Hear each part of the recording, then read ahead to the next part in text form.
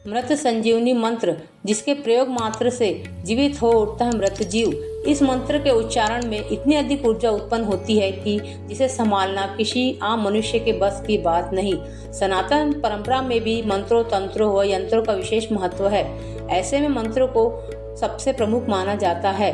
हिंदू धर्म के प्रमुख मंत्रों में भगवान शिव का महामृत्युंजय मंत्र और वेद माता गायत्री का श्री गायत्री मंत्र भी आते हैं। यहाँ यह जान ले कि स्वयं भगवान श्री कृष्ण ने श्रीमद् भगवद गीता में कहा है कि मैं मंत्रों में गायत्री हूँ। मान्यता के अनुसार इन दोनों मंत्रों में से किसी भी एक का 12,50,000 बार जाप करके बड़ी से बड़ी मनोकामनाएं पूर्ण की जा सकती है। ऐसे में भगवान शिव ने महामृत्युंजय मंत्र व गायत्री मंत्र को मिला के एक और अद्भुत और महाशक्तिशाली मंत्र की रचना की थी। उस मंत्र को महामृत्युंजय गायत्री मंत्र कहा गया और इसे ही आम भाषा में मृत संजीवनी मंत्र के नाम से भी जाना जाता है। मान्यता के अनुसार इस मंत्र में इतनी शक्ति होती है कि इसकी मदद से मृत व्यक्ति को भी जीवित किया जा सकता है। यह मंत्र अत्यंत संवेदनशील माना गया है और हमारे ऋषि मुनियों ने भी इसके उपयोग को स्पष्ट रूप से निषिद्ध भी किया है। अगर योग्य गुरु का मार्गदर्शन न मिले तो इस मंत्र का उच्चारण कभी भी 108 बार से अधिक नहीं करना चाहिए, अन्यथा उसके विपरीत परिणाम भी हो सकते हैं। महामृत्युंजय गायत्री या मृत संजीवनी मंत्र इस प्रकार है। ओम हों जू सहा, ओम भू भुर्वस्वहा, ओम त्र्यंबके यजामहे सुगंधित पुष्टिवर्धनम, उर्वारुकमिव बंधनान मृत्योर्मुक्षी मामृता, ओम स्वाहा भूः भूषः जू हो उम।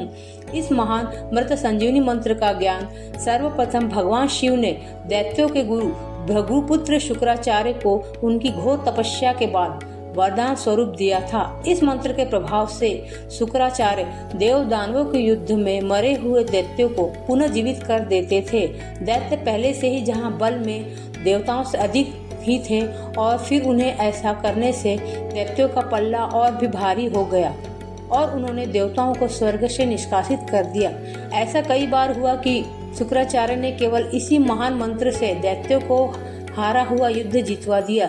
जब महादेव ने देखा कि शुक्राचार्य उनकी दी हुई विद्या का गलत उपयोग कर रहे हैं तो क्रोध में आकर उन्होंने शुक्राचार्य को निगल लिया। बाद में शुक्राचार्य को भगवान शिव ने जब बाहर निकाला, जिससे उनका नाम शुक्राचार्य पड़ा। इसके बाद देवगुरु बृहस्पति ने भी इसकी काट ढूंढने की सोची। उन्होंने अपने पुत्र कच को शिष्य बनाकर शुक्राचार्य के पास भेजा ताकि वो भी उनसे मृत संजीवनी मंत्र का ज्ञान प्राप्त कर सके। शुक्राचार्य के आश्रम में उनकी पुत्री देवयानी कच से प्रेम कर बैठी। ये जानकर कि कच संजीवनी विद्या सीखने आए हैं और देवयानी उससे प्रेम करती है, दैत्यों ने कई बार उसका वध कर दिया, किंतु देवयानी की प्रार्थना पर शुक्राचार्य ने मृत संजीवनी मंत्र के प्रयोग से उसे हर बार जीवित कर दिया। अंत में दैत्यों ने कच को मारकर उसे जला दिया और उसके भस्म को मदिरा में मिलाकर शुक्राचार्य को ही पिला दिया।